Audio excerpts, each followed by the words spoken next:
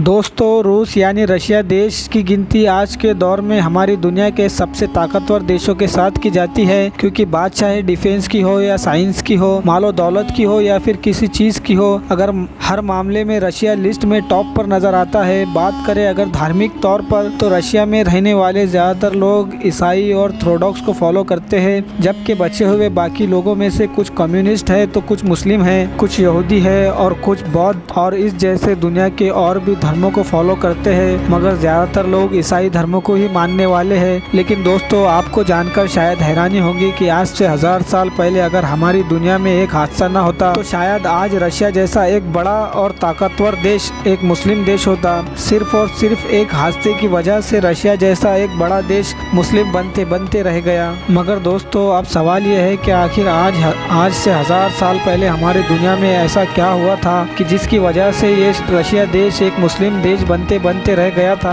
और मुस्लिम देश बनने की बजाय ईसाई देश में बदल गया था। तो दोस्तों, आपको बताते चले कि ये कहानी है उस दौर की कि जब ईसाई धर्म सही तौर पर पूरे यूरोप में भी नहीं फैला पाया था। इसके अलावा रूस के इलाके में रहने वाले लोग भी ईसाई धर्म से अच्छी तरह वाकिफ नहीं हुआ करते थे। उस दौर में रूस की राजधानी मास्को नहीं बल्कि कीव हुआ करती थी। वही कीव नाम का शहर के जिसको आज के दौर में यूक्रेन देश की राजधानी के तौर पर भी जाना जाता है, ये उस दौर में इतना ज़्यादा डेवलप और अमीर हो गया था कि इसको ही रूस की पहचान माना जाता था। और इसी शहर की वजह से ही दुनिया के अलग अलग इलाकों में रहने वाले लोग रूस देश को लोग कीवियन रस के नाम से जानते थे। और उस दौर में रशिया और नॉर्थ यूरोप के बहुत सारे देशों में क्योंकि ईसाई धर्म तो पहुंच नहीं पाया था, इसलिए ज़्यादातर लोग एक पुराने धर्म को माना करते थे, एक ऐसे धर्म को जिसमें बहुत सारे अलग अलग तरह के देवी देवताओं की पूजा की जाती थी। मगर दोस्तों, 10वीं सदी में डेनमार्क के एक हुक्मरान के जिनका नाम हेरल्ड था, उसने ईसाई धर्म को अपना लिया था और उसके ईसाई धर्म अपनाने का मकसद ये था कि उसके पड़ोस में जितना भी ईसाइयन यूरोपियन कंट्रीज है उनके साथ वो अच्छी तरह से तिजारत कर सके, साथ ही साथ पास ही में मौजूद रोमन एम्पायर जैसी एक बड़ी सल्तनत के साथ उसके रिश्ते भी अच्छे बने रहे। मगर दोस्तों, डेनमार्क के इस हुक्मरान न के ईसाई बन जाने के बाद अब इस इलाके में रहने वाले और भी लोगों ने इस धर्म में इंटरेस्ट लेना शुरू कर दिया और देखते ही देखते डेनमार्क के साथ साथ नॉर्थ यूरोप के लगभग सारे के सारे देश ईसाई बन गए थे। वही दूसरी तरफ उस दौर में रशिया की गद्दी पर एक ऐसा इंसान बैठा कि जिसको व्लादिमीर फर्स्ट के नाम से जाना जाता है। जिस दौर में इस इंसान ने रशिया की हुकूमत को संभाला था, ये वो दौर था कि जब नॉर्थ यूरोप के ज़्यादातर लोग अपने पुराने धर्म को छोड़ रहे थे। इसीलिए इस हुक्मरान को भी गद्दी पर बैठते ही इस बात का अच्छी तरह से यकीन हो गया था कि बहुत जल्द ही मेरा धर्म इस दुनिया से खत्म होने वाला है। इसीलिए इसने ये फैसला किया कि जल्द से जल्द एक ऐसे मजहब को ढूंढा जाए कि जो न सिर्फ मेरे लिए बल्कि मेरी सल्तनत में रहने वाले लोगों के लिए भी बहुत ज़्यादा फायदेमंद साबित हो। बस अपने मकसद को पूरा करने के लिए उसने सबसे पहले अपने महल में रहने वाले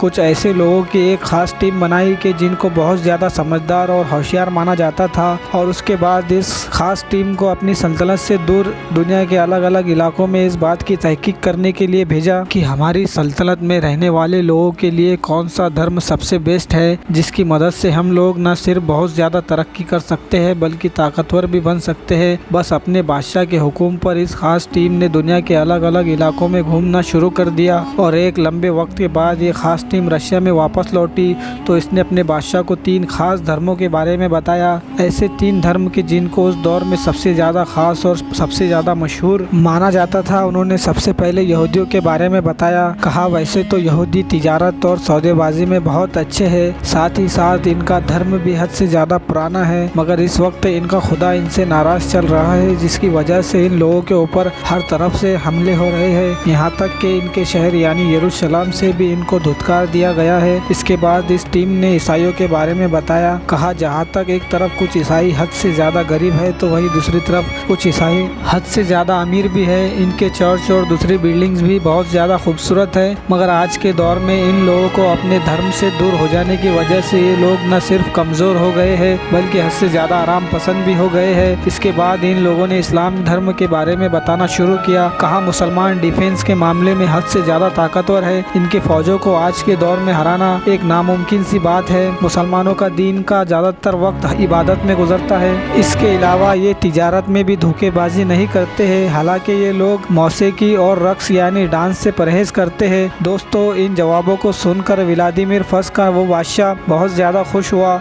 उसके बाद उसने ये ऑर्डर दिया कि फ़ौरन ईसाइयों के एक पादरी और मुसलमानों के एक आलिम को मेरे सामने हाजिर किया जाए। लिहाजा उसके हुक्म पर एक काबिल पादरी और एक काबिल आलिम को हाजिर किया गया। व्लादिमीर फस ने सबसे पहले ईसाई पादरी की बातों को सुनना शुरू की। बहुत देर तक उसकी बातों को सुनने के बाद उसने मुस्लिम आलिम की तरफ देखना शुरू किया। मुस्लिम आलिम ने जब अपनी बातें व्लादिमीर फस को सुनाना शुरू की तो उसको इसमें बहुत मज़ा आया और उसने इस्लाम धर्म में इंटरेस्ट लेना शुरू किया। बहुत कुछ जानने के बाद व्लादिमीर फस ने लगभग ये फ़ैसला कर चुका था कि इस्लाम धर्म को ही अपनाएगा, मगर फिर अचानक से जैसे ही उसको ये पता लगा कि इस्लाम में शराब पीना हराम है तो वो फ़ौरन हिचकिचाने लगा, क्योंकि जाहिर है व्लादिमीर फस एक ऐसा इंसान था जो कि शराब का बहुत ज़्यादा शौकीन हुआ करता था। महल में खड़े मुस्लिम आलिम ने कहा कि आप शराब को नहीं छोड़ सकते हैं तो फिर आप मुसलमान भी नहीं बन सकते हैं। ये सुनकर दूसरी तरफ खड़े ईसाई पादरी ने फ़ौरन कहा, शराब पीना तो हमारे धर्म में भी पूरी तरह से मना है, मगर आप चाहे तो पी भी सकते हैं। ये सुनते ही व्लादिमीर फस खुशी से झूम उठा और उसने फ़ौरन ईसाई धर्म को कबूल कर लिया। उसके साथ ही उसी दौर में धीरे धीरे उसकी सल्तनत में रहने वाले लाखों लोगों ने भी ईसाई धर्म को अपना लिया था और बाद में ये पूरा इलाका एक ईसाई देश के तौर पर ही जाना जाने लगा था। फिलहाल दोस्तों, आज की अपनी वीडियो को हम यहीं पर ख़त्म करते हैं। वीडियो पसंद आने पर ना सिर्फ वीडियो को लाइक करें बल्कि अपने फ्रेंड्स के साथ भी शेयर करें और इसी तरह की नॉलेजेबल और हिस्टोरिकल वीडियोस हमेशा देखने के लिए हमारे इस चैनल को सब्सक्राइब करें। साथ ही में बेल आइकॉन को भी प्रेस कर दें।